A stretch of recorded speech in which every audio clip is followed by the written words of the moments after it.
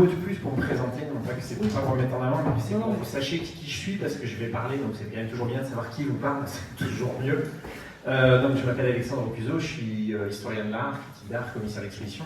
Je suis actuellement directeur de l'école d'art de Riom, donc qui est à 15 km au nord de Clermont-Ferrand. Il y a une école d'art à Riom, pour ceux qui ne le sauraient pas, voilà, une école d'art amateur, j'en suis assez fier. Et donc j'ai été invité aujourd'hui par la galerie ici pour avoir une conversation avec Marie-Claire. Je suis vraiment très content d'être ici. Je suis ravi d'être ici parce que il y a trois choses que j'apprécie particulièrement dans la vie. La première chose, c'est la peinture, ça tombe bien. La deuxième chose, c'est l'art quand il rencontre la vie, les liens entre l'art et la vie. Et la troisième chose, c'est les chats. Et il se trouve qu'il y a plein de chats dans le travail de Marie-Claire, donc pour ces trois raisons, qui sont peut-être pas toutes très professionnelles, mais dans tous les cas, je suis très content d'être ici. Je voulais juste dire que moi je connais le travail de Marie-Claire depuis quelques années, mais je n'ai vu ce travail en vrai que depuis cet été, puisque j'étais de passage à Caen cet été. Il y avait une très belle exposition à l'Artothèque de Caen du travail de Marie-Claire. Et j'ai découvert ce travail que je n'avais vu que par Internet, et comme vous le savez, c'est toujours mieux de voir les œuvres en vrai que de voir les œuvres sur Internet, même si Internet c'est très pratique pour découvrir le travail de certains artistes. Mais de voir ces œuvres, ça a été presque une révélation pour moi, parce qu'on n'a pas du tout l'idée du format, des couleurs, je ne vais pas dire de la matière, mais voilà, de ce rapport à l'œuvre comme ça. Donc là, c'était quelque chose de très intéressant. Et pour moi, Marie-Claire MeToo, ça a toujours été je suis désolé de te dire ça, Marie-Claire, un mythe un peu, c'est-à-dire que, alors Marie-Claire c'est MC MeToo, donc c'était un nom, c'était presque une marque comme ça, depuis des années dont j'entendais parler, je ne savais pas qui c'était, et c'est une artiste dont m'ont parlé beaucoup de mes amis qui sont artistes. Donc j'ai envie de dire que pour moi, Marie-Claire, tu as toujours été une artiste d'artistes, c'est quelque chose d'un peu étonnant ça, mais il y a des artistes qui vraiment vénèrent certains artistes et qui ont en admiration d'autres artistes qui sont peut-être un petit peu moins connus du grand public, et ça c'est toujours assez intéressant. T'es rouge ou pas déjà? Non, c'est bon, je peux continuer. Voilà, donc, mais voilà, ça me paraissait important de commencer par ça. Donc on va avoir une petite discussion cet après-midi. Comme je suis quelqu'un de très scolaire, parce que je suis dans la pédagogie, je travaille dans une école d'art, je vous ai mis un petit sommaire de comment va se dérouler la conversation, ça me paraît important. On va d'abord commencer par des questions très de base, on va dire, sur le travail de Marie-Claire, et ensuite j'ai voulu axer cette conversation sur 5 sujets plus spécifiques, 5 focus, 5 axes, qui sont donc le cadrage dans cette peinture, la couleur, le rapport au temps, à la temporalité évidemment, le rapport à l'art et aux artistes, et le rapport au texte, et à la fin, vous pourrez bien évidemment poser des questions à Marie-Claire si vous le souhaitez. Ceci étant dit, c'est une discussion, donc on est dans quelque chose d'assez libre. Si au milieu des 5 points là qu'on va aborder, vous avez une fulgurance, vous avez une question géniale à poser, vous me coupez, on la pose, hein, c'est pas un souci, attendez pas forcément la fin où vous la notez, mais voilà, il n'y a pas de souci. Mais à la fin, évidemment, vous pourrez poser les questions de manière plus concrète. Je commence par une question qui est toute simple et qui est terrible en même temps, qui est est-ce que tu peux nous parler de ton travail? Est-ce que tu peux nous expliquer ta méthode et ton dispositif de travail? Voilà. Qu'est-ce que c'est que ce travail qu'on a sous les yeux aujourd'hui? C'est un travail qui a une origine qui est c'est les années 1990 pour être plus précise, et qui répondait, je pense, à une attente de ma part dans le fait où il y avait eu une expérience très longue de façon très, très large de la peinture. Entre le temps de l'école et 2-3 années après l'école, il y a eu énormément de tentatives, de séries, qui avaient toute leur valeur dans l'intérêt qu'elles pouvaient me procurer, en termes d'expérience, de curiosité, voilà. Et donc une pratique assez longue quand même. Et à un moment, il y a eu certainement besoin de resserrer pour instruire la peinture dans une durée. Et cette durée, elle espérait de fait protéger la panne, la douleur de l'inspiration, enfin des choses qui sont complexes à vivre en qualité d'artiste. Et je pense que d'associer le sujet de l'existence avec la pratique pictural, il y a eu quelque chose qui a sonné en moi, où je me suis dit, bah, tiens, il y a peut-être ça qui t'amènera à tout est possible. L'existence, elle a des milliers de formes. Enfin, le réel, quelque chose d'extensible par milliers. Et donc, la peinture, de fait, elle ne serait peut-être pas fatiguée. Enfin, il y a eu une intuition de ce type, et je l'ai commencé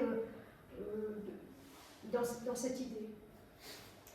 Je l'ai commencé sur des formats qui étaient un petit peu grands, mais que je n'arrivais pas à maîtriser de façon assez fluide par rapport au temps qui passait. Enfin, il y avait aussi une curiosité sur tout ce qu'on peut peindre. Enfin, il y avait aussi un vertige de tout cela que j'entrevoyais.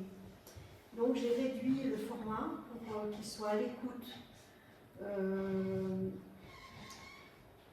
du lien au sujet. Et le sujet, il était quand même très émotionnel, c'est-à-dire que c'était un sujet qui allait raconter un contentement, ou allait être représenté de façon scénique, qui rejoignait l'idée du contentement, du ravissement, de quelque chose qui allait nous intéresser, qu'on aurait envie de communiquer. Donc la peinture, elle était aussi dans le langage vers l'autre, avec une communication de ce qui allait nous animer, nous plaire, qui avait de l'importance, de la valeur. Voilà, tout ça, et quelque chose qui est versé, qui est fait un peu pour l'autre aussi. Et la peinture, elle permet ça. Est-ce que, alors donc aujourd'hui, tu as commencé au début des années 90 une série ou un pan de ton travail qui s'appelle Les plus belles heures. Le titre, il est très parlant justement par rapport à ça. Tu parles de contentement, de choses comme ça. Qu'est-ce que c'est les plus belles heures finalement et pourquoi les plus belles heures? Donc les plus belles heures, le titre n'est pas venu tout de suite. Elles étaient sans titre au départ. C'était une suite.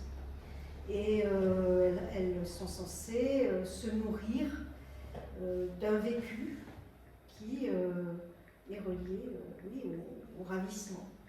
Ravissement au sens élargi, comme étant une émotion haute qui donne envie de peindre.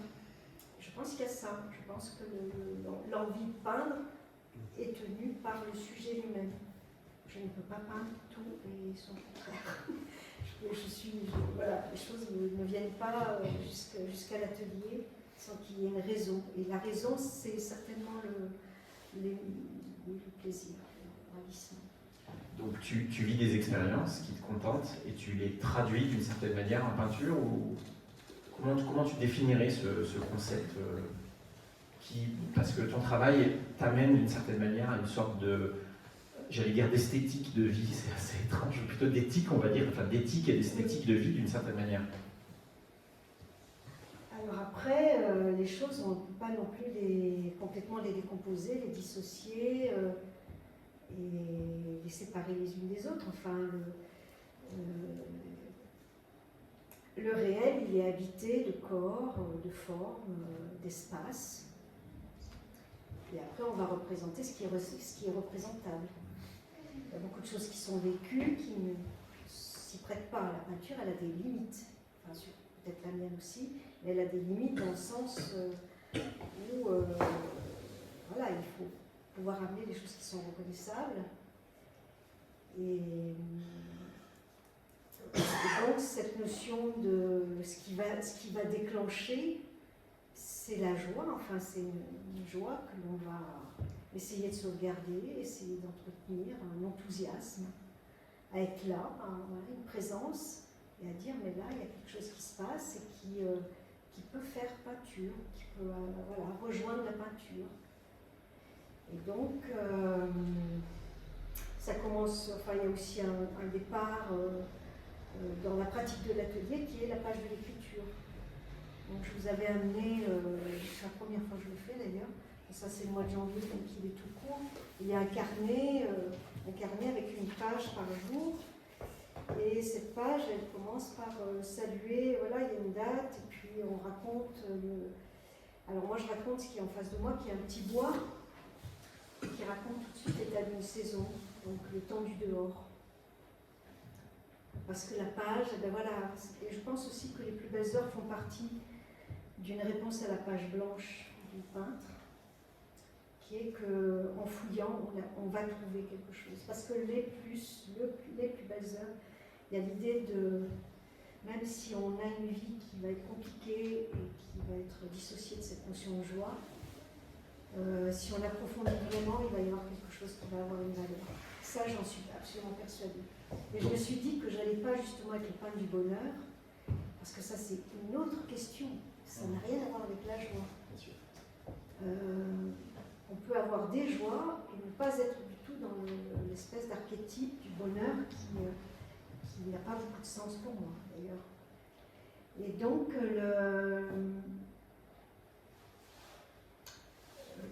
si je reparle de cette pratique qui est rapide, qui est celle de l'atelier, de l'assise à la table, voilà, j'avais choisi de m'installer face à un coin de nature parce que je trouve que ça amène au présent, à l'instant, à la rareté de la lumière, à des choses qui vont tout de suite nous émouvoir, qui vont nous dire « Ah, mais c'est bien d'être là ».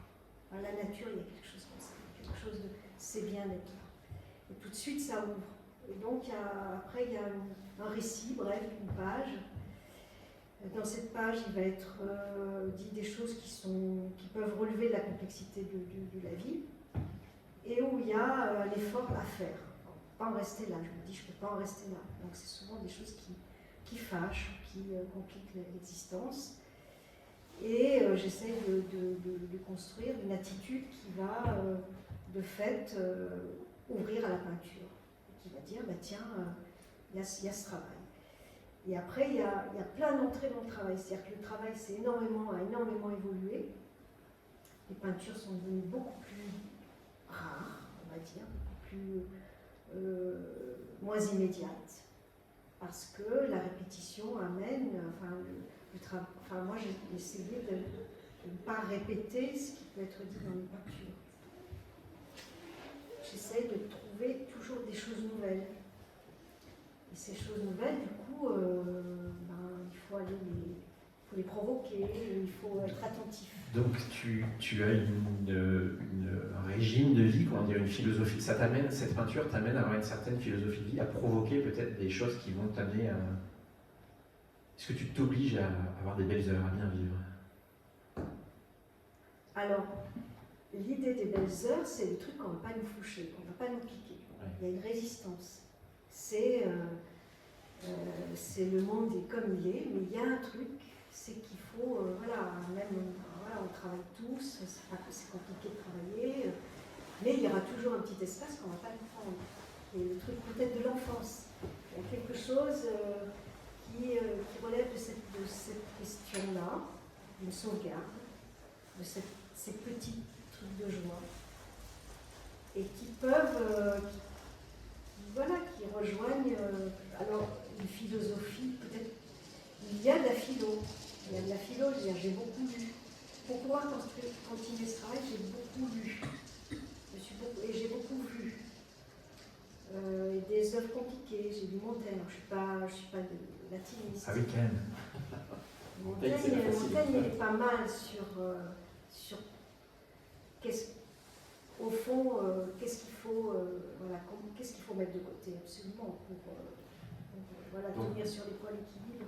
Donc il y a une forme de résistance, parce que tu dis que tu veux, c'est comme un acte de résistance, c'est tes bonnes heures, c'est des bons moments passés, tu veux les conserver envers et contre toi. C'est l'idée de la vie aussi, c'est un nettoyage, c'est très filtré.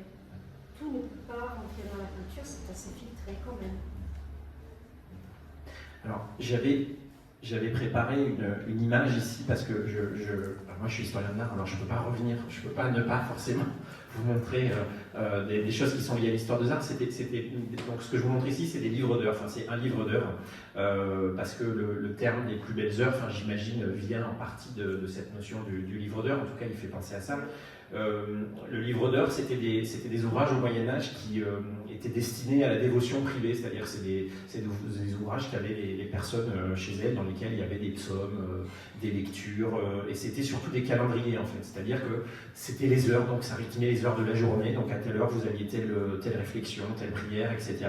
Ça se déroulait aussi sur une année, il y en avait certains qui étaient faits pour des décennies. Enfin, c'était des ouvrages qui étaient extrêmement liés à la notion de temps et qui avaient une place très importante dans la vie quotidienne des laïcs. Donc là, je vous en montre un, c'est celui de François Ier. Je vous montre ici 2 images du livre d'heures du duc de Berry, où on voit qu'il y a un calendrier au-dessus. Alors, parce que c'était aussi des ouvrages qui étaient richement illustrés, dans lesquels il y avait des peintures de la vie quotidienne, des peintures de la vie de tous les jours. Ça, c'est quelque chose qui t'a inspiré, les livres d'heures, cette peinture un peu médiévale comme ça, qui est une peinture de la vie de tous les jours presque. Ce sont de belles images. Ce sont de belles images. Alors souvent qui sont faites par des moines, donc, qui peuvent, voilà, il y a aussi une précision qui est liée à une vie qui est quand même très, très cadrée.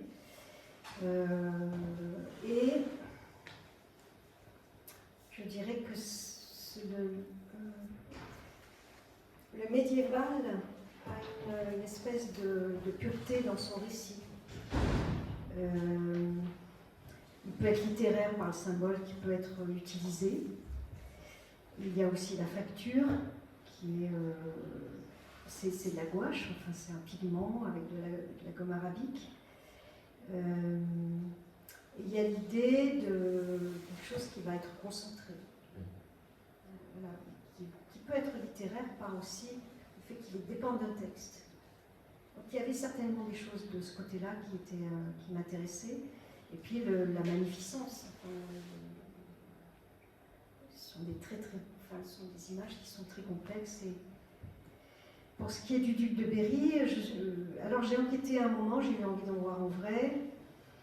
Je suis allée à la bibliothèque de la Sorbonne, la bibliothèque Sainte-Geneviève, qui disposait d'un manuscrit qui m'avait beaucoup intéressé, qui s'appelle Le pèlerinage de vie humaine de Guillaume Nibuleville. Et je me suis dit, j'ai cette chance la bibliothèque s'ouvre, ils m'ont confié le manuscrit, ce qui m'avait beaucoup étonnée, le manuscrit qui a été fait en 1330, enfin j'étais toute seule avec ce manuscrit de, je sais pas, 600 ou 700 images. Je me suis dit, allez, tente, tu vas contacter le musée Chantilly, puis tu vas leur demander s'il y a possibilité de voir les très riches heures. Et on m'a assez bien accueilli, il y avait un facsimilé parce que le livre ne s'expose pas du tout. En plus, il est en restauration. Et le lieu est milieu, c'est-à-dire que ce livre, c'était aussi quelque chose de très étrange qui s'extendait, parce que j'étais dans le cadre de Chantilly, et que ce livre, il avait une puissance, parce que quand il s'ouvrait, il libérait complètement le décor incroyable de ces lieux. Et il y avait quelque chose de magique, par la préciosité de ces textes, de ces images. Alors tu parlais de gouache, effectivement, à l'époque, c'était l'équivalent de la gouache actuelle qui était utilisée. Ouais. Toi, tu peins à la gouache, tu peins des images qui sont plutôt petites. Tu viens de nous montrer un carnet dans lequel il y a des textes, donc c'est forcément lié. Enfin, je veux dire, alors on n'en est pas très loin, on en est très loin, mais effectivement, il y a plein de choses qui font qu'on peut relier ta pratique finalement à la pratique presque d'une peinture médiévale ou d'un lien au temps, oui, au texte. Parce qu'il y a une réflexivité avec l'existence, donc il y a du questionnement, donc il y a du verbe, il y a énormément. Enfin, le travail se compose principalement par la mémoire, donc on revoit les choses et on les reconstitue. Comme un metteur en scène, il va dire, là, toi, tu vas te mettre là, et puis tu te rends, donc tu te mets au fond, puis là ça ne marche plus, on perd la vision de la scène. Donc il y a un travail de mise en scène qui est assez long. Il y a beaucoup de dessins, énormément de dessins, des dessins qui sont assez rapides, des schémas presque, c'est presque du schéma. Où on va jouer, voilà, comme si on avait des petites figurines. C'est très proche de la représentation, parce que là, les choses, elles sont très précises, très hiérarchisées. Il n'y a pas de hasard sur la mise en place de la narration ici. Et je pense que voilà, cette précision, elle est nécessaire si on veut vraiment reconstituer quelque chose qui a du sens, qui a lieu, qui a qui a besoin de cette précision pour faire fonctionner la peinture. Alors, est-ce que tu peux nous, je ne sais pas si on prend un exemple d'une des séries avec le Puy-de-Dôme ou le livre, est-ce que tu peux nous expliquer comment tu construis une peinture par exemple? Est-ce que c'est de mémoire? Est-ce que tu utilises des photos? Est-ce que tu Alors là, il y a le cadre du déplacement et de la résidence. Donc les peintures, très vite, elles ont eu besoin d'être ailleurs que le lieu et milieu dans lequel j'évolue sur la régularité, le travail, la vie, parce que je suis enseignante. Et la résidence, ça permet de questionner de façon encore plus vive le lien que l'on peut entretenir avec les choses. Et quand il y a une exposition, j'essaye d'investir la géographie même où l'exposition peut avoir lieu, parce que je trouve intéressant presque de parler d'une même langue. Vous habitez là, moi je viens un peu là, et qu'est-ce que j'ai pu voir chez vous? Enfin, il y a quelque chose qui fait que le public va peut-être être concerné aussi, où il y a une hospitalité mutuelle. Et donc, quand on a imaginé faire cette exposition à la Galerie Pierre Gastaud, je me suis dit qu'il fallait que je réside un moment. J'ai été aidée par l'équipe de la galerie qui m'a logée très généreusement, qui m'a beaucoup accompagnée. Mais l'Auvergne, c'est très grand et là, ça a un peu pataugé.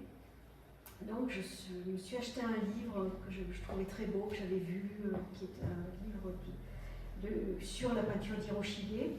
Et Hiroshige a peint un chemin, le Kizo-Kaido, qui passe par la montagne, mais qui fait quand même le tour du Fuji. Et donc, il y avait eu déjà une résidence que je m'étais organisée seule au Japon pour aller voir différentes choses au Japon, des choses que j'avais beaucoup anticipées, qui importantes. Et Hiroshige est un peintre qui pour moi est important dans sa façon de travailler, de voir le paysage, de faire scène, de raconter une société, ce qu'elle vit, et ce cadre, toujours la notion de cadre, d'environnement, qui réfléchit l'intériorité de la vie des personnes.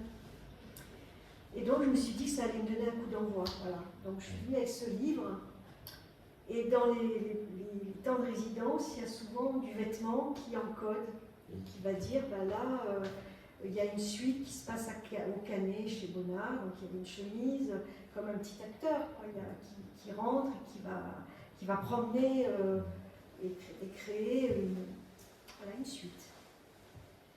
Donc il y a une chemise cascade, parce que j'avais envie, donc il y avait une scène de la consultation du livre, ici on voit la deuxième partie importante de la droite, où on voit une scène de lecture et le livre devient presque paysage, décor, et puis il y a le choix d'une chemise rayée qui peut créer un rebond ou un lien avec la cascade.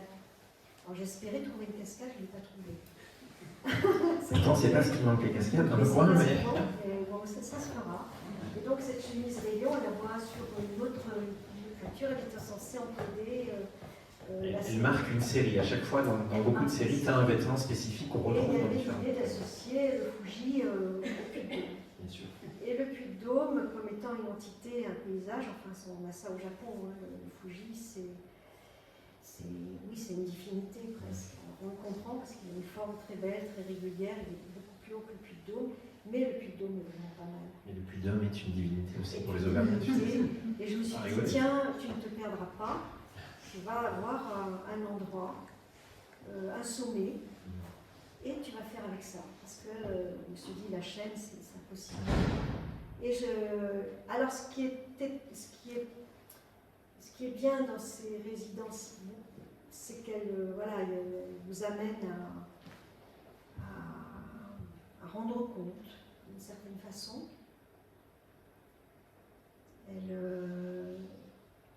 Elles nourrissent le travail. Après, on est beaucoup absorbé, du coup, par l'extérieur. On est moins sur des choses privées. Et oui, forcément. Et là, on voit parce qu'il y a beaucoup de scènes oui. extérieures. Il y a des réalités. Par exemple, le Puy-de-Dôme, il s'est passé des trucs avec le Puy-de-Dôme. J'ai rencontré un paysan qui n'était pas content que je coupe son champ, puis on est venu très vite à nous. Et quand on s'approche de la miniature, il y a des petites figures qui sont les touristes. Et je faisais partie des touristes qui occupaient son champ. Donc il y a eu un enjeu sur à qui appartient ce puits d'eau. Et ça, c'était très intéressant comme partage. Donc j'étais très honorée de peindre. Et puis je me suis dit, mais il y a aussi une autre réalité au puits d'eau. C'est-à-dire que moi, j'ai été sous un arbre.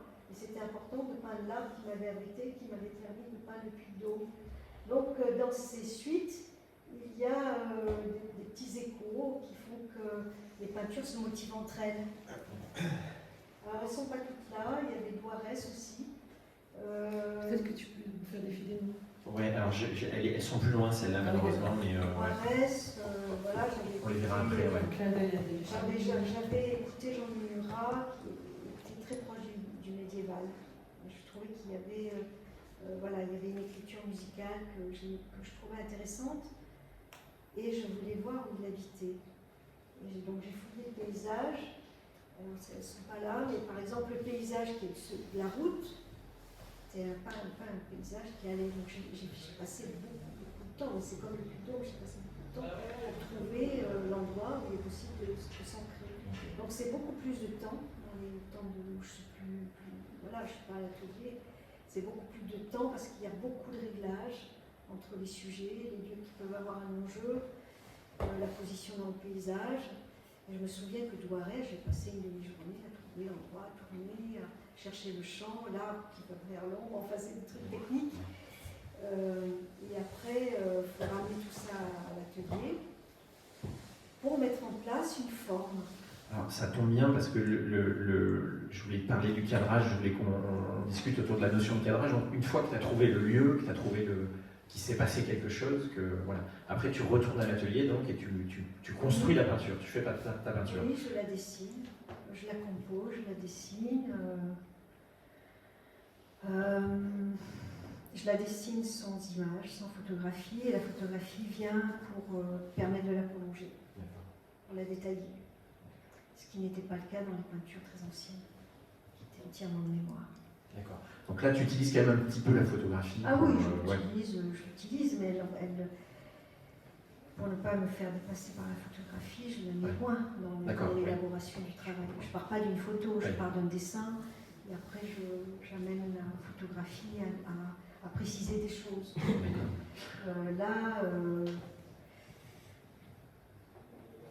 Là, il n'y en a pas de photographie. J'ai fait, Eda, j'ai choisi ce lac parce que c'était un lac, j'avais vu dans un guide qu'on pouvait se baigner dans ce lac. Et je me suis dit, tiens, ça va au-delà du paysage, il va y avoir une pratique avec le plaisir du corps, que l'été c'est pas mal, on peut aller se baigner. Donc il y a une petite nageuse qui justifie aussi la relation au lac, qui n'est pas qu'un paysage, c'est un plaisir un peu ouvert, global, assez beau, s'immerger dans cette eau de montagne. Alors, là, j'ai mis une image qui n'est pas de cette série-là, qui est dans l'expo, il me semble aussi. Oui. Je ne sais plus où elle est.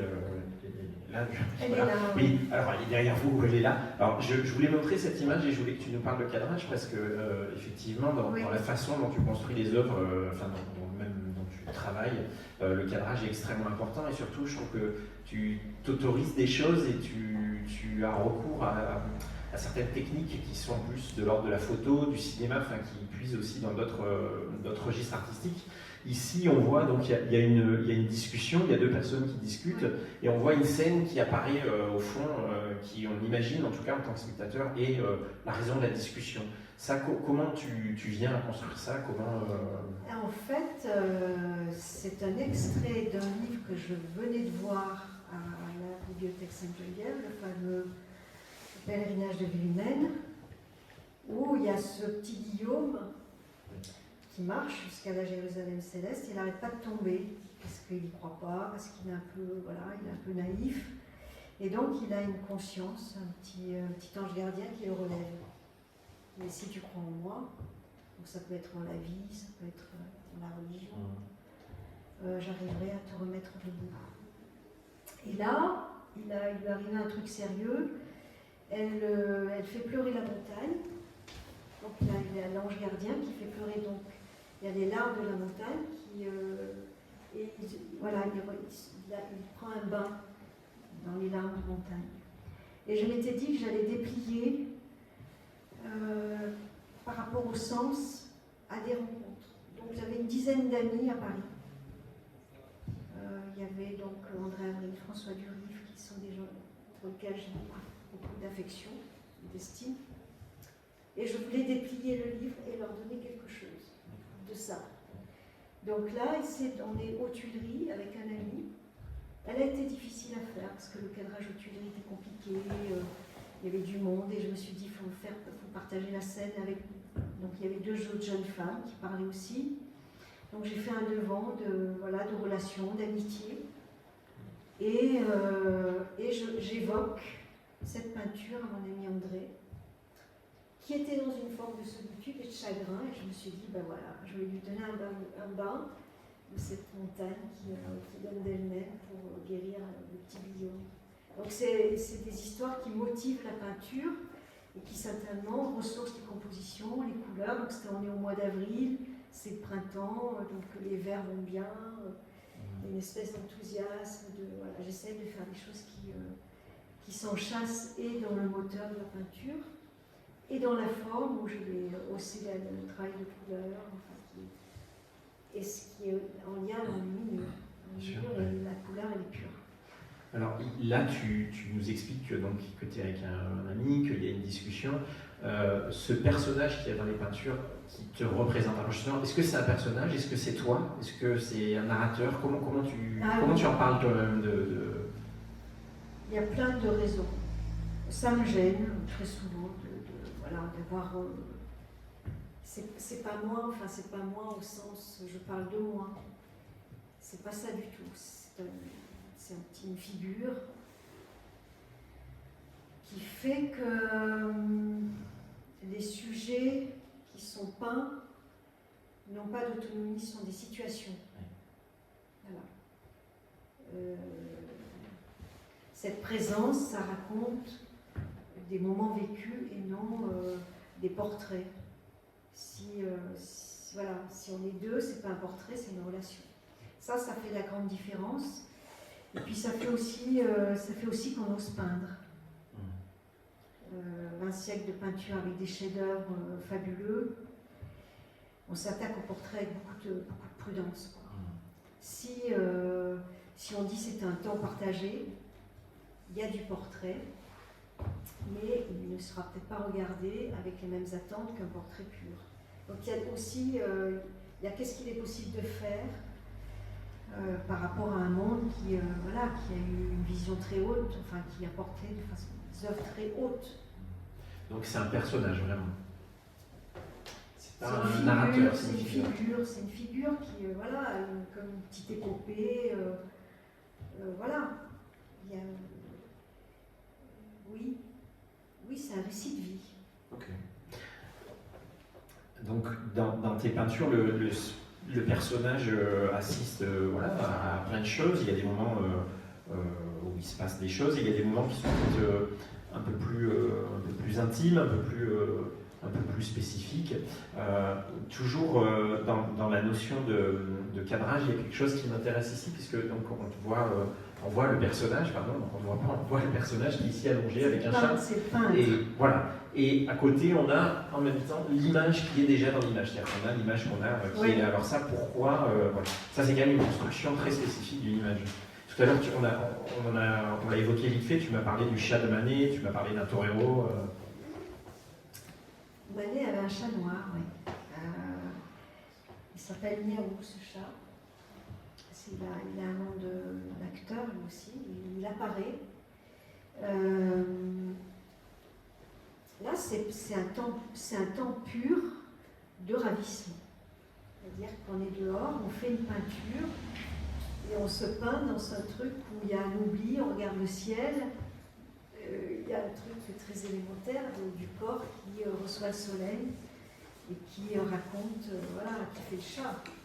C'est faire le chat, c'est prendre la leçon du chat. Et donc, effectivement, il y a le toréador de Manet.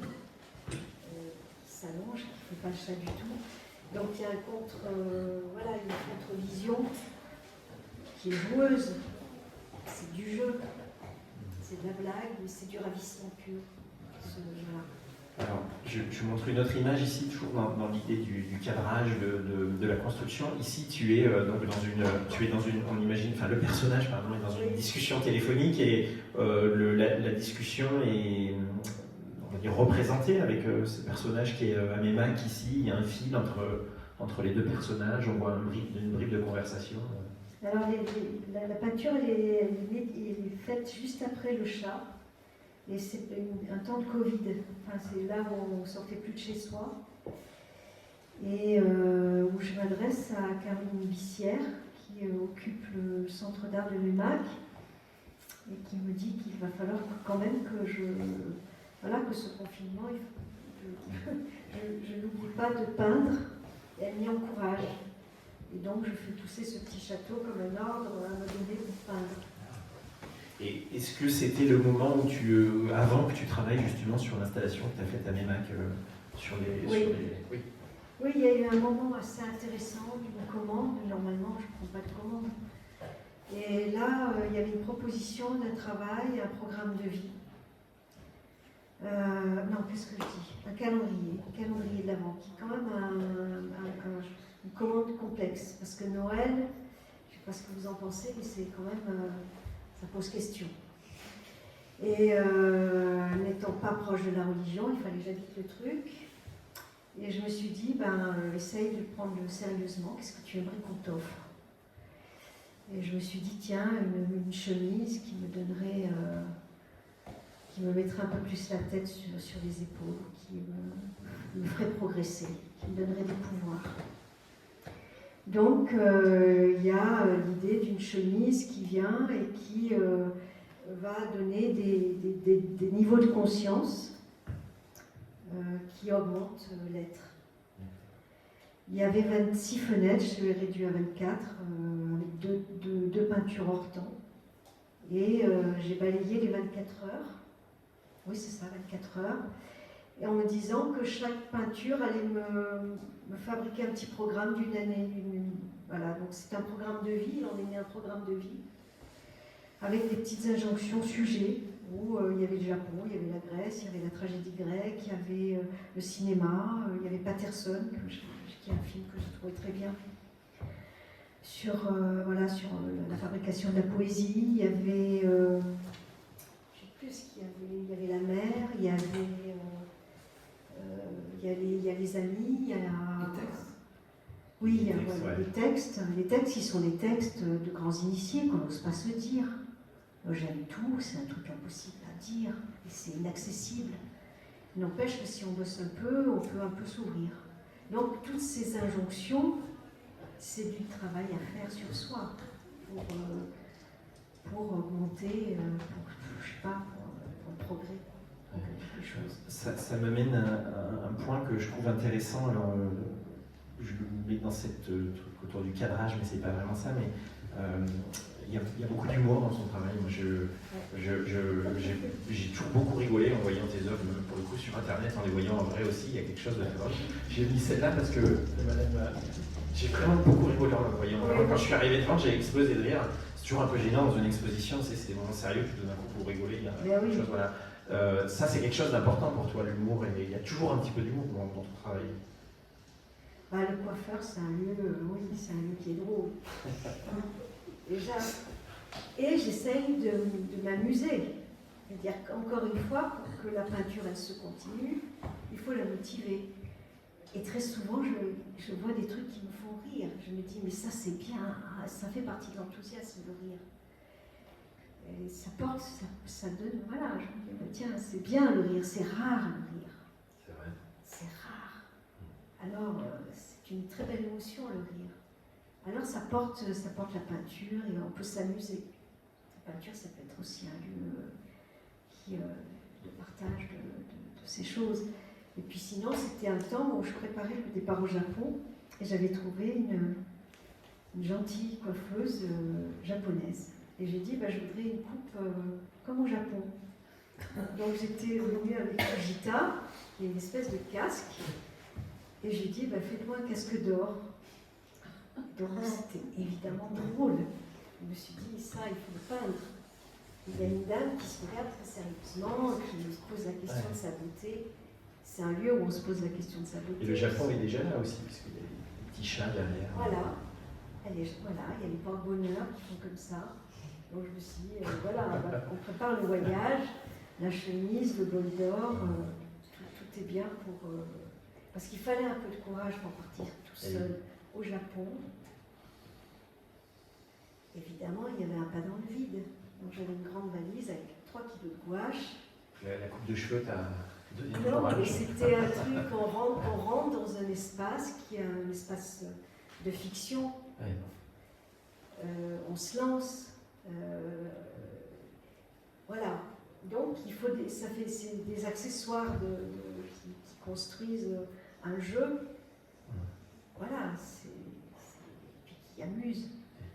J'ai mis celle-là aussi, donc ça me fait beaucoup rire. Le m'en fous. On va avancer un peu, mais...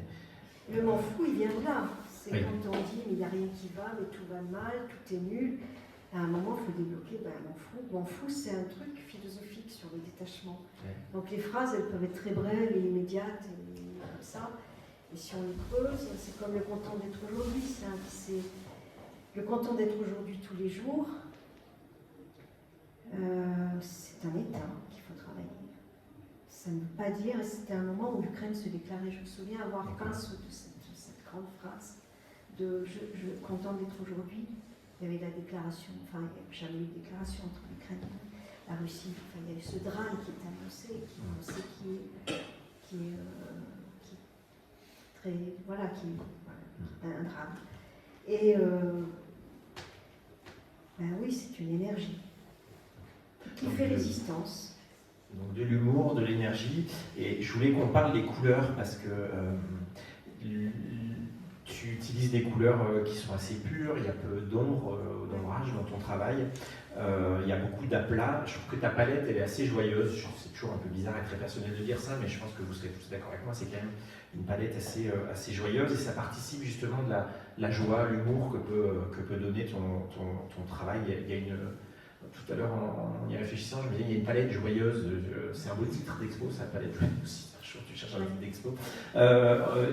Moi, j'ai l'impression que tu prends du plaisir à l'utilisation des couleurs. Enfin, ça amène de la joie, ces couleurs. Je ne sais pas quel rapport tu as à la couleur. Oui, il y a du talisman, peut-être. Ouais. C'est une question que je ne me pose pas. Ah oui. Ça vient comme ça? Oui, c'est tout dernièrement, on me dit, mais tu es quelqu'un, tu es coloriste. Et en fait, c'est un langage. Alors c'est vrai que j'ai pas de marron, j'ai rien, j'ai pas de gris, j'ai pas de marron, c'est que des couleurs pures. Je les choisis pour leur éclat.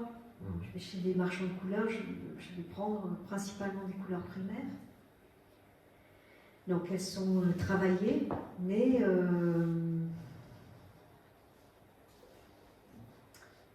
oui, le travail ne peut pas être terne. Le sujet ne peut pas être avec des couleurs éteintes. Donc éther, éteint, c'est un langage qui peut presque expliquer pourquoi elles sont pures. D'accord. Donc tu utilises des couleurs pures, elles sortent du tube.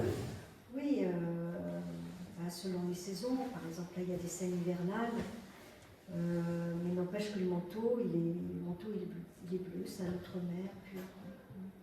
J'essaie. Mais c'est comme les lapis-lazuli qu'on va retrouver dans les très riches heures du duc de Berry, c'était des minéraux purs, donc il y a l'idée aussi d'avoir quelque chose au départ qui a une qualité. On ouvre le pot, ça brille, ça résonne, donc il y a une préciosité. Oui, la peinture à la Même gouache, si la gouache, c'est un petit tube comme ça, ça n'a rien d'extraordinaire. Mais la couleur est immédiate, c'est-à-dire qu'elle est tout de suite Oui. C'est une énergie. Et donc, j'ai mis ici une note, vous allez dire, il est fou, il n'a qu'à travailler avec des chats. Je n'avais pas fait exprès vraiment, mais ici, j'aimais beaucoup celle-là parce qu'on parle de couleurs vives, et j'aime beaucoup ce tableau, il y a une sorte de camailleux comme ça. Voilà. C'est un portrait, je ne suis pas dedans, c'est un portrait avec le chat qui revient. Je ne sais pas quoi dire de cette peinture. Alors là, ce que je me disais, j'avais mis celle-là par rapport à la couleur parce qu'elle est pas très colorée, mais c'était vraiment l'idée de. Donc tu nous dis que tu utilises la gouache. Pourquoi la gouache? Pourquoi pas autre chose? Je sais pas. Parce que tu as une réponse à cette question un peu bête, mais. Elle permet le transport, le séchage immédiat. C'est pas un truc. Enfin, si je parle de la peinture à l'huile, il va y avoir un autre type de stratégie. Il va falloir. Voilà. Et là, c'est une peinture après une autre, comme les jours.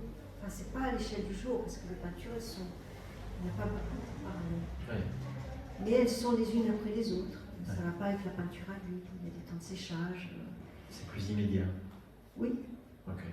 Alors on va parler du temps juste après. J'avais mis une dernière image qui était la peinture qui est juste derrière ce mur, parce que donc tu fais aussi des peintures murales et c'est pas de la gouache pour le coup sur les murs que tu utilises. C'est un équivalent d'acrylique. D'accord.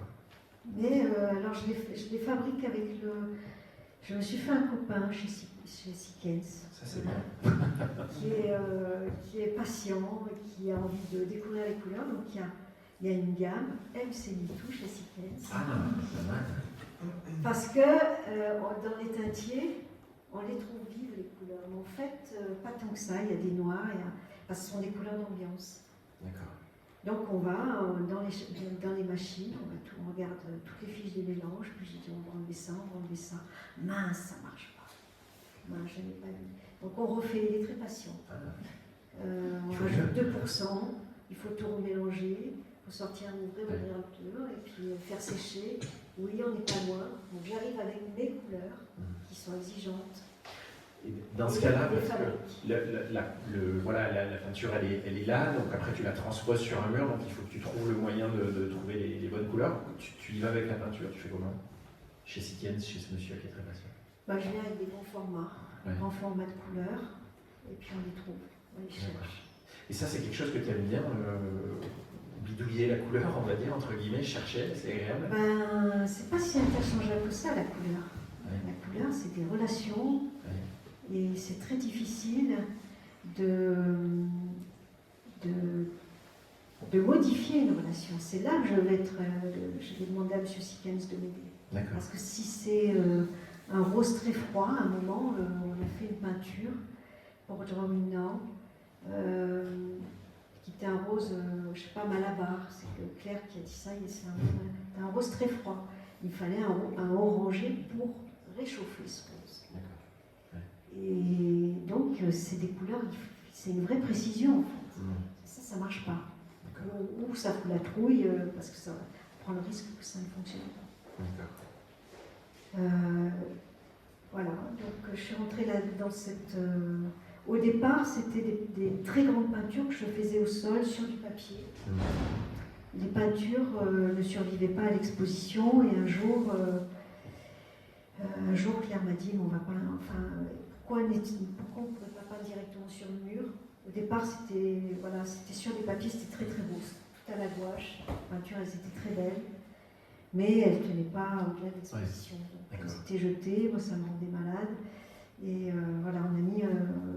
Et c'est grâce à Claire qui m'a dit mais on essaye sur le mur direct. Alors, on est obligé de simplifier l'effort, parce que le temps ne permet pas de donner des. Donc il faut faire le truc. D'accord. Là, le d'accord, c'est. Il n'est pas venu. Enfin, j'osais pas le peindre. Je me suis dit, mais c'est que tu ne peux pas être tellement pas d'accord avec tout ce qu'il y a. Il n'empêche que dans les peintures, ça n'est que ça. C'est des choses avec lesquelles je vais être d'accord. Et quand j'avais essayé de définir ce que c'était que ce plaisir ou ce ravissement, c'est des choses avec lesquelles on est en accord, tout simplement. D'accord. Voilà. Et donc on a fait ce travail. Il y avait aussi la situation avec le groupe de la galerie, l'équipe de la galerie, qui a fait un travail très respectueux avec l'œuvre. Donc il y avait aussi la joie d'être là avec cet énoncé de lien, de relation, et ce qui se passe dans les peintures. Les peintures, elles peuvent être toutes senties d'accord, et d'accord avec ce qui se passe, mais pas d'accord avec le monde. Alors, parce qu'il faut qu'on avance un peu. Non, mais ça tombe bien que tu discutais trop long parce que je voulais qu'on parle du rapport au temps. Donc c'est quand même très ambivalent. Mais non, parce que voilà, on a compris que le temps, il était important dans ton travail et que voilà, à travers ce processus de peinture que tu as, ce concept, presque j'ai envie de dire, il y a aussi un processus de vie, de représentation, de garder des traces, enfin, d'illustrer quelque chose. C'est une question aussi un peu bête, mais quel est ton rapport au temps en fait? Enfin, quelle est ta vision du temps? Est-ce que tu souffres de chronophobie? Est-ce que, enfin, je sais pas. Est-ce que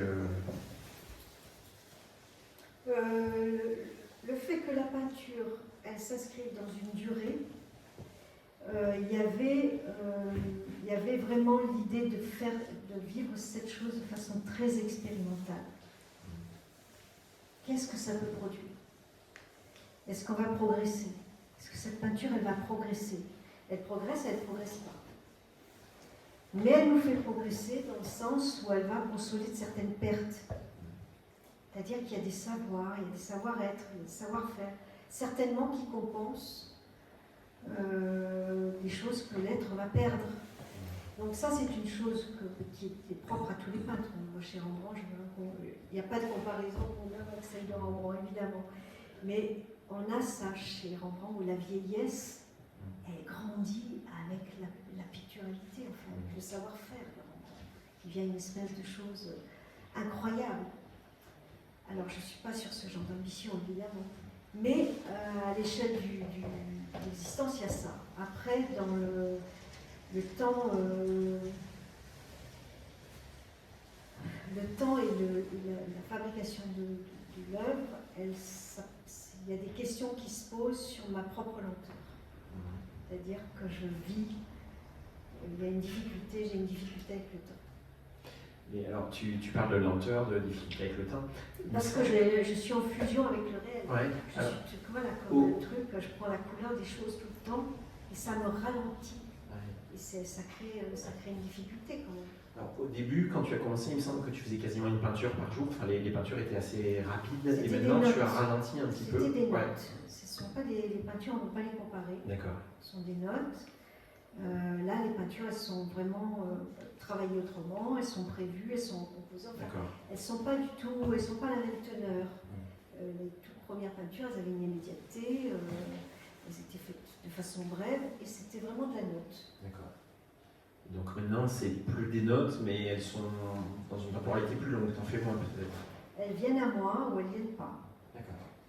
Tu forces pas la chose. Non. Ça pourrait, je sais pas. J'y arriverai pas. Ouais. J'ai plus la force de non. Ouais. Il faut qu'elle vienne, qu'elle se justifie. C'est pour ça qu'il faut qu'elle soit drôle. C'est pour ça que voilà, que je vais faire en sorte de soutenir par le désir de peindre. Ok. Alors par rapport au temps, moi j'avais encore une fois des réflexes d'historien de l'art, mais je voulais faire référence à deux artistes dont on a un tout petit peu parlé tout à l'heure et qui sont importants parce que c'est des artistes du temps, deux artistes qui ont travaillé le temps à leur manière et qui ont surtout développé des concepts artistiques qui ont orienté aussi leur vie et leur façon de vivre. Alors je ne vais pas vous les présenter de manière très complexe, mais pour faire très vite, Ton Kawara, voilà, qui est un artiste japonais qui a fait toute une série, enfin toute sa vie, qui a fait ce qu'il appelle les date paintings, donc qui étaient des peintures de date. Il a commencé en 66, du 4 janvier 1966 au 10 juillet 2014, qui est la date de sa mort. Il essayait de peindre la date du jour tous les jours. Donc, je vous ai mis une image ici en haut à gauche où on voit, donc c'est des toiles assez petites. Il représentait la peinture du jour en peignant à la main sur un fond noir avec le code du pays dans lequel il était. Donc Kawara, c'est un artiste qui a voyagé toute sa vie et qui s'est imposé le fait de voyager justement pour être dans différents pays, pour vivre des expériences, etc. Et il a construit, si vous voulez, d'une certaine manière, une sorte de calendrier très personnel.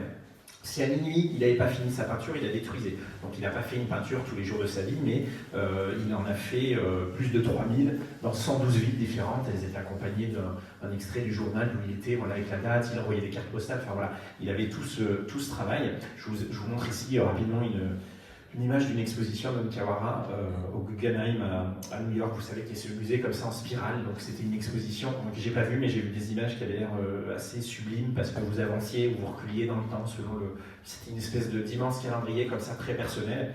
Et un deuxième artiste qui a travaillé le temps, mais d'une autre manière, qui est Roman Opalka. Roman Opalka, c'est un artiste franco-polonais qui a commencé en 1965 une série qui va orienter sa vie pendant 46 ans. Il va peindre sur des toiles de à peu près 2 mètres par 130 une suite logique de chiffres, c'est-à-dire que la première toile qu'il a fait, il écrit 1, 2, 3, 4. Quand il arrive au bout, en tout petit comme ça, en blanc sur un fond noir, quand il arrive au bas de la toile, il en est à 30 000 et quelques, je crois, et il recommence une autre toile. Et dans la toile d'après, donc il avait commencé la première sur un fond noir, il met 1% de blanc. Donc à chaque fois qu'il passe d'une toile à une autre, il rajoute 1%, et il va arriver à peindre au bout d'un moment blanc. En 72, pardon, pas en 72, je l'ai noté, je ne sais plus, c'est pas très intéressant. Ça. En 2008, voilà, si c'est intéressant, parce qu'il arrive sur des peintures où le fond est complètement blanc. Donc il continue, à partir de 2008 jusqu'à sa mort, il va continuer à faire cette série de chiffres comme ça, mais en blanc sur un fond blanc. C'est ce qu'il appelle le blanc mérité. Son projet, Roman Opalka, c'était d'aller jusqu'à l'infini. Je vous spoil le truc, il est mort, hein, donc il n'a pas réussi. Mais voilà, c'était l'idée d'aller jusqu'à l'infini et de mener un combat comme ça, peut-être un petit peu absurde et assez héroïque et assez beau d'une certaine manière. Il s'arrêtait aux chiffres, j'ai noté 5 607 249. Donc vous voyez, il a quand même fait un travail assez impressionnant. Je vous montre ici voilà, les toiles du début, des toiles à la fin, et une dernière image, parce que chaque fois qu'il faisait une séance de travail, Roman Opalka, il se prenait en photo dans son atelier, il avait un appareil photo vissé au sol, il se prenait en blanc sur un fond blanc. Et pour marquer le passage du temps, cette photo elle est assez émouvante parce qu'on le voit au début, il est jaune, voilà, il a les cheveux un peu plus foncés, puis au fur et à mesure que le temps avance, il disparaît d'une certaine manière. Et de la même manière que les chiffres blancs sur ces toiles sont de plus en plus, sur un fond de plus en plus blanc, disparaissent aussi. Donc ça, c'est des travaux que je voulais mettre en relation avec ton travail, parce que j'y vois une vraie filiation de ce que tu fais avec ces artistes-là, et en même temps énormément de différences. Énormément de différences parce que déjà, bon, tu es une femme, c'est 2 hommes, ils font de la peinture, on va dire, abstraite, entre guillemets, mais en tout cas, il n'y a pas de figuration, c'est des chiffres, ils n'utilisent que du noir et blanc, et toi, tu utilises de la couleur, donc je suis d'accord, c'est assez différent. Mais il y a quand même des travaux là qui ont orienté la vie de ces 2 artistes de manière assez radicale, c'est-à-dire qu'ils se sont mis dans un système de vie qui les a obligés à... Enfin, en tout cas, leur travail les a obligés à se mettre dans un certain système de vie pour pouvoir réaliser ce travail. Est-ce que ça, c'est des artistes que tu connais, que tu apprécies? Enfin, qu'est-ce que tu penses du travail de ces artistes-là sur le temps, justement? Pas une question facile, non? Je ne fais pas de différence homme-femme. Très bien. Oh non, il n'y a pas de souci. Après, je pense qu'il y a effectivement un commun qui est la chose après l'autre. Il n'y a pas de centre, il n'y a pas de sommet. Donc, il y a très certainement ce commun. Je pense que Roman Opalka, il a une vision de peintre. Je crois qu'il était très attaché au all-over. Et ces peintures, avec le recouvrement du chiffre, il n'y a pas, voilà, il n'y a pas d'endroit où la peinture est plus importante qu'à un autre endroit. C'est une vision de peintre. Et je pense que, peut-être pas que Onkawara avait cette vision de peintre. Et au début, les peintures, elles se touchaient pour ma part. C'était comme une tapisserie. Oui. Il y avait cette vision de peintre du all-over, où il y a voilà, la tapisserie, le petit point, la chose qui se fabrique. On a de la tapisserie. Enfin, et cette écriture qui fabrique le support, qui fait qu'un avec. Voilà, s'il y a une maille qui saute, ça fait le trou, ça marche plus. Et je pense qu'il y a ça. Donc les choses se tiennent entre elles. Et effectivement, oui. Après, on n'est plus sur le temps des horloges chez Opalka et chez Onkawara, qui est un temps que je fuis. Ouais. C'est pas des travaux qui sont très joyeux non plus. Alors, je crois qu'Opalka était un rieur. Je crois qu'il était bon vivant.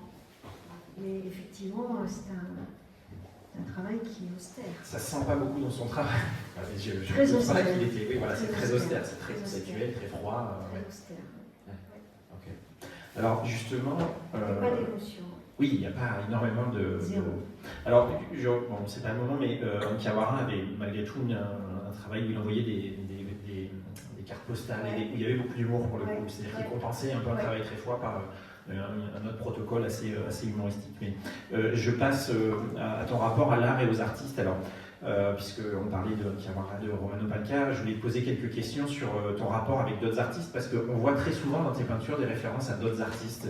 On y voit, je sais pas, Niki de Saint-Phal, Séraphine de Senlis, Bonnard, Hiroshige dont tu as parlé. On y voit du théâtre aussi à travers Sophocle, du cinéma, il m'a semblé voir des choses avec Le Corbusier aussi. Voilà. On voit aussi très souvent dans tes peintures, on C'était voit... pas Le Corbusier, c'était Hélène Gray qui était en travaux. Ah, d'accord, autant pour moi. Et on voit aussi, alors il y a très souvent dans tes peintures, on retrouve ce personnage qui visite des expositions. Ça, c'est quelque chose qui m'intéresse parce que dans C'est un l'idée visiteur. du ravissement, moi, visiter des expositions, c'est une des choses que je préfère faire dans ma vie. Donc je comprends que ça soit des bons moments, ça c'est intéressant. Donc ce personnage est un visiteur. C'est un goûteur. Ouais. Voilà. Alors je regrette de ne pas en mettre plus, parce qu'il y a beaucoup d'artistes qui comptent pour moi. On est fait de beaucoup plus d'artistes que ceux qui sont présents dans les plus belles heures. Ce sont des hommages. Séraphine,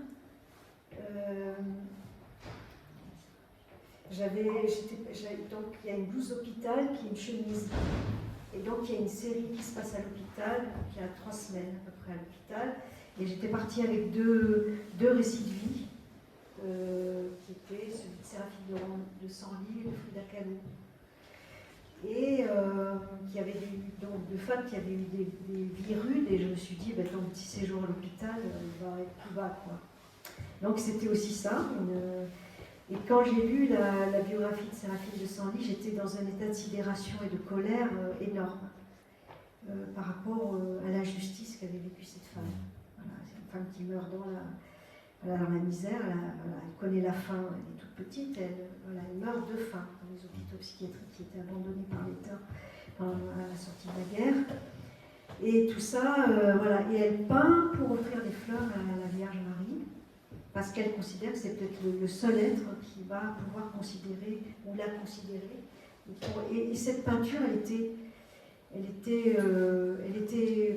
faite pour être donnée. Et je me suis dit, ça c'est vraiment pas mal. Et je me dis, tiens, si elle pouvait m'apprendre à peindre.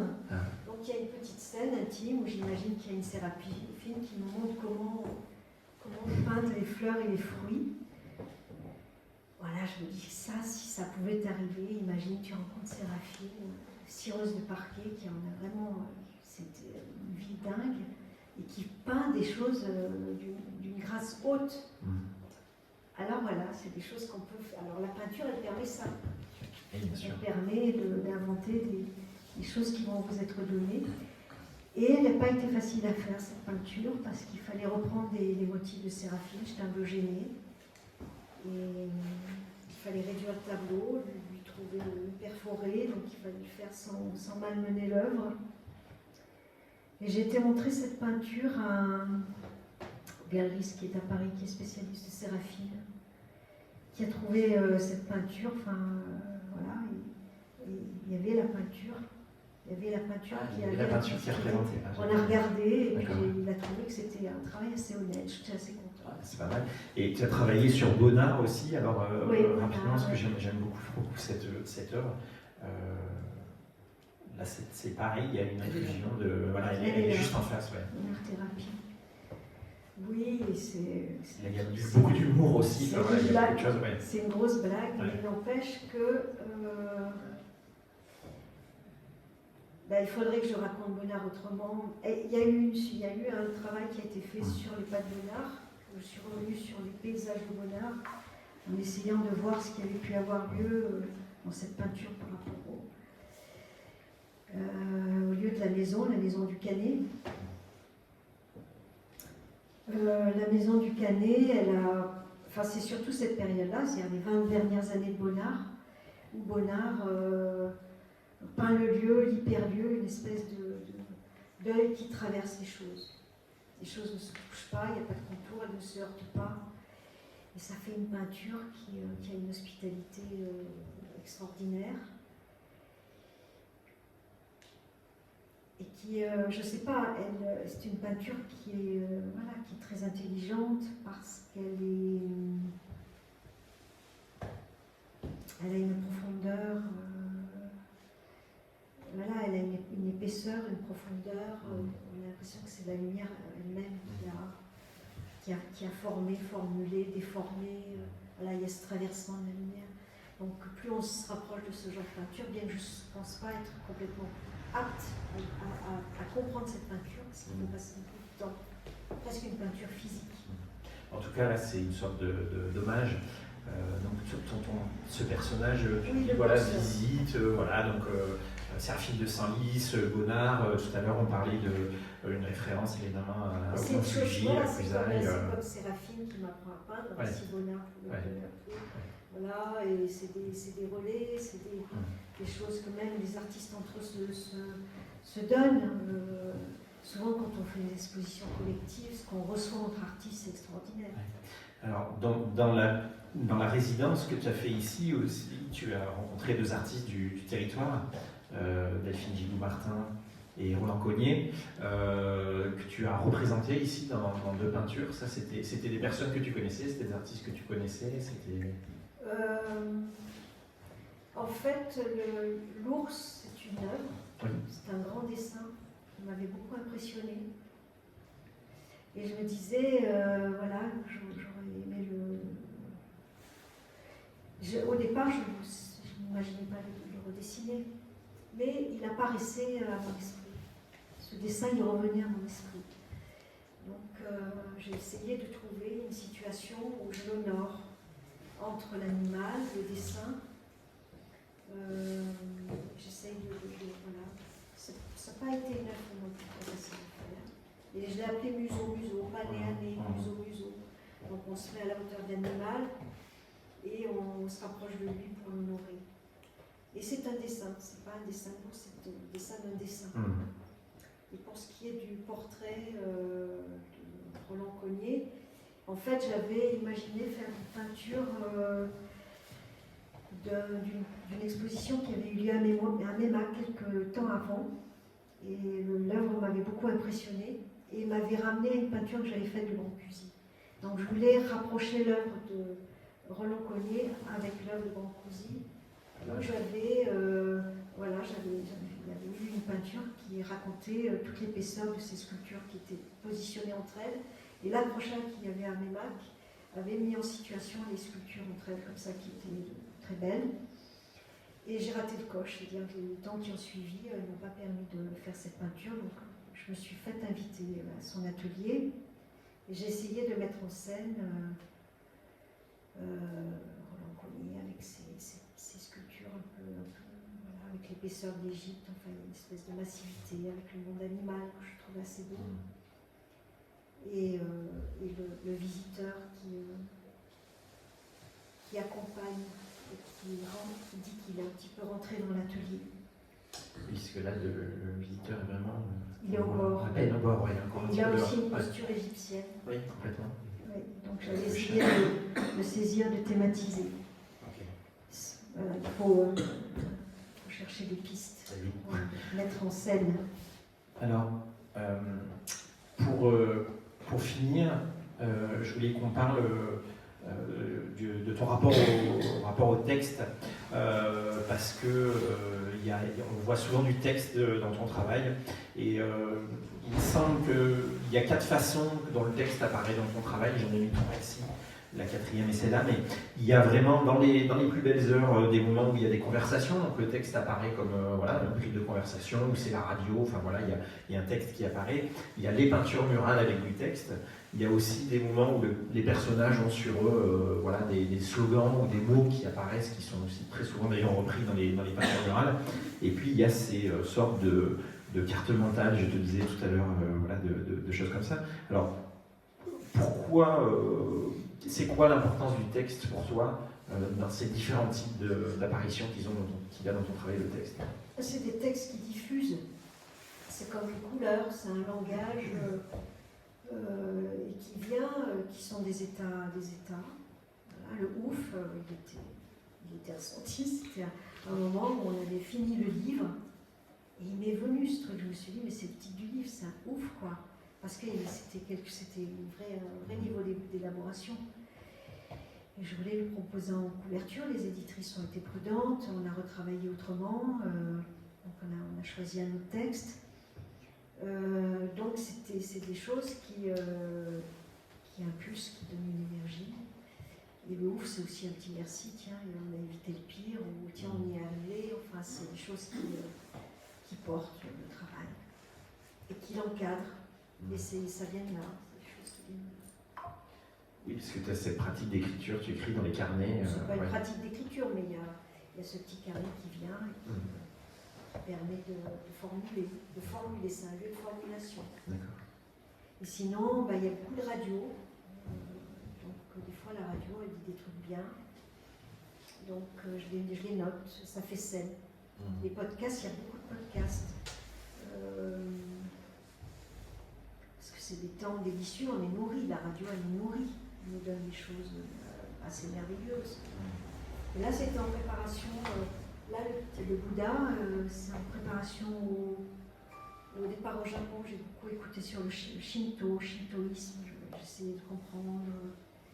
Et le Bouddha, c'est quoi cette histoire de Bouddha? Et puis là, il y en a un qui dit, Bouddha, il fait que se réveiller. Ah bon, c'est pas un éveil, il se réveille.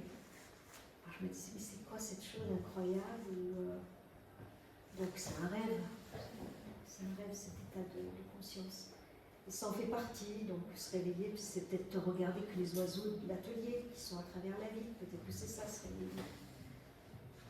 Donc voilà, c'est des choses qui s'emboîtent entre le sens, le décor, c'est des petites fabrications qui racontent ça. Il y a aussi... Là aussi, il y a une chemise. Qui n'est pas du tout japonaise d'ailleurs, parce que les Japonais s'habillent avec des tissus unis. Et j'avais préparé ce temps de Japon avec des chemises japonaises, mais c'est de la japonaiserie chez nous. C'était assez drôle, donc il faut se moquer aussi, de ces histoires. Et il y a aussi tout un jeu avec des peintures murales, avec des mots, des jeux de mots, j'ai envie de dire. Il y a encore une fois la relation à l'humour, elle est dans les jeux de mots. C'est pareil, je disais tout à l'heure sous la forme d'une blague, mais ton nom d'artiste c'est MC. Ouais. C'est une formule presque, j'ai envie de dire, MC MeToo. On en discutait avec Claire, votre femme, on disait au début, moi je pensais que tu étais DJ ou quelque chose comme ça, je ne savais pas trop. Ouais, bien. Voilà, mais ça peut s'arranger, peut-être se débrouiller. Ça fera un très beau nom, MC MeToo. Non mais voilà, il y a tout ce jeu-là, voilà, ça, tu t'amuses avec les mots finalement aussi. Encore une fois, il y a une utilisation un petit peu joyeuse des mots. Même le mot fou, il est plutôt rigolo. Qui claque, j'essaye. Le ouvrons l'œil, c'était drôle et c'était profond en même temps. C'était dans l'idée, on n'y voit pas grand-chose, on n'y voit rien. Et là, il y avait ces grands yeux qui disaient, je ne sais plus, ouvrons l'œil, ça y est, tout est net. Ouvrons l'œil, ça y est, tout est net, comme si on allait voir quelque chose dans notre monde. Et donc, c'est aussi des phrases qui saluent les possibles. C'est comme le vent fou, on ne se trouve pas grand-chose. Ouais. Mais n'empêche que ça fait du bien si on y arrive. Oui. Et puis c'est des choses qui restent très universelles et facilement abordables, je veux dire. Alors je pense à ça parce que... c'est le dégagement. Oui. Le vent fou, c'est aussi un truc pour les très grands initiés. C'est le dégagement, c'est le détachement, c'est les grands zen. Mais on peut le dire, on peut se le dire. Alors pour finir, je voulais relier ces œuvres, la présence du texte dans tes œuvres avec finalement le travail d'autres artistes et tout un courant quasiment qu'il y a dans l'art contemporain de présence du texte. On en a parlé là juste avant, donc j'en ai mis que 3, mais c'est pareil, je ne vais pas vous expliquer, mais Laurence Weiner, Robert Barry et Tania Moreau, qui sont 3 artistes qui ont des façons très différentes d'utiliser le texte, mais chez qui le texte est extrêmement important. Toi, comment tu te positionnes par rapport à ce courant artistique qui est quand même très lié à l'art conceptuel, à un art assez américain, j'ai envie de dire, même si là pour le coup il n'y en a qu'un qui est américain. Je ne me positionne pas, je crois que je regarde ces œuvres, je regarde les œuvres. On va dire Laurence Weiner, c'est un homme qui m'a beaucoup parlé parce que c'est un poète et philosophe. C'est l'art de l'haïku, quelque chose qui retombe, enfin, qui fait boucle et qui nous questionne. Enfin, il y a une espèce de balancement dans ces textes qui est très, très vivant. Donc c'est une œuvre que j'ai aimée. Robert Barry, non, je ne connais pas, je connais très mal. Voilà, je suis restée dehors. Et Tania, j'essaye de me rapprocher de cette œuvre, de comprendre un petit peu. Je lis les traductions, j'essaie. Il y a une dimension politique qui est intéressante. Bien sûr. Dans l'œuvre de Tania. Ok, alors. Mais on est loin. Une dernière image, une dernière question avant de passer la parole à si des personnes dans le public ont des questions. Est-ce que tu es contente d'être aujourd'hui? Est-ce que ça s'est bien passé? Je suis ravie.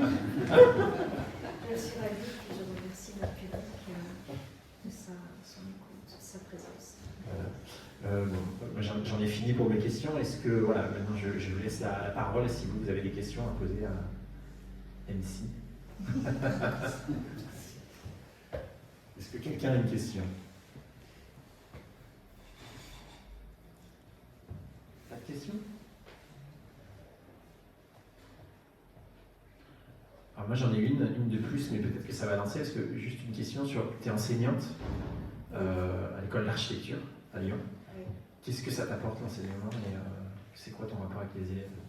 C'est après j'arrête la question.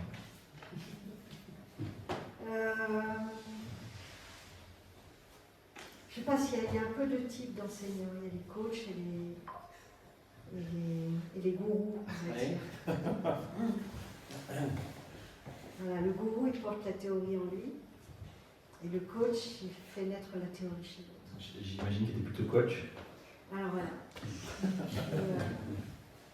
J'espère être une bonne coach, mais c'est sûr que je ne me mets pas au centre. Et sinon, l'enseignement, ça a été une vraie rivalité avec mon travail. Voilà, ça n'a pas été facile et ça m'a permis de le faire en même temps. Voilà, un cheminement. J'enseigne en école d'architecture.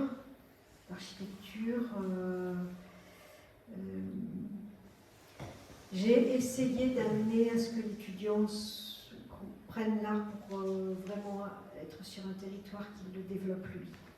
Parce qu'il y a assez peu de place pour l'être dans l'architecture. Et donc j'étais vraiment sur l'architecture de l'être. Comment l'étudiant il peut à un moment... je ne l'ai jamais considéré comme une page vierge. Jamais. J'arrive toujours devant un étudiant qui a 20 ans et je me dis qu'il a toute l'histoire du monde avec lui. Et j'essaye de faire en sorte qu'il ne soit pas sur ces paramètres très normatifs, qui peut être l'enseignement d'architecture, qui est une culture très très contrainte. Et donc, il faut arriver à insuffler du vivant pour ce type d'études qui sont des études très exigeantes, très complexes. Et très souvent, on dit que mes enseignements font du bien. Je pense que l'étudiant... Beaucoup de gens disent que tes peintures font du bien aussi. Non, mais je pense qu'il y a une construction un peu globale pour l'étudiant, pour lui. Donc je pense qu'il y a une mesure qui est amenée qui peut être utile dans ses études. Voilà. Toujours pas de questions? Si. Votre envie de peindre, c'est en fonction des destinations, j'ai l'impression. Comment vous vient le choix des destinations? En fait, c'est du ricochet. Le premier voyage, enfin moi je ne pense pas être une grande voyageuse. Je me méfie de trop faire. Mais en tout cas, le premier truc ça a été New York. Où je me suis dit qu'il fallait que le travail trouve sa place dans une mégapole où ça allait être rude. Et ce qui était marrant, c'est que le travail, il n'a pas changé. Il se continuait. Donc il y avait des grandes verticalités, il y avait une rudesse à New York quand même. Et après, il y a eu d'autres petit voyage. Il y a eu le travail avec la Grèce par le théâtre, Oedipe. La Grèce m'a amenée au Japon parce qu'il y avait un Oedipe qui aussi était japonais. Et après, il devait y avoir l'Inde, parce qu'il y a aussi des aveugles en Inde. Enfin, l'idée que l'homme ne se voit pas, ça, je trouve que c'était important, puis c'est des fils conducteurs comme ça. Après, il y a eu l'hospitalité de la galerie pour l'Auvergne, donc il y a Et après, il devait y avoir un deuxième départ au Japon. Il y a eu le confinement. Et je me suis dit, le prince du confinement, c'est Bonnard. Donc je vais aller au Canet. Et au Canet, c'était pas mal parce que tout était fermé, les grands hôtels, une espèce de truc très simplifié. Et le séjour a été possible au Canet. C'était une ville calme. Voilà, c'est des ricochets, c'est des rebonds.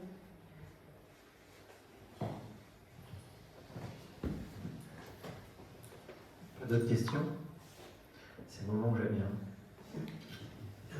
Bon, ben, c'était déjà long, ouais, bon, ben voilà. Non, mais merci en tout cas d'être venu. Et puis,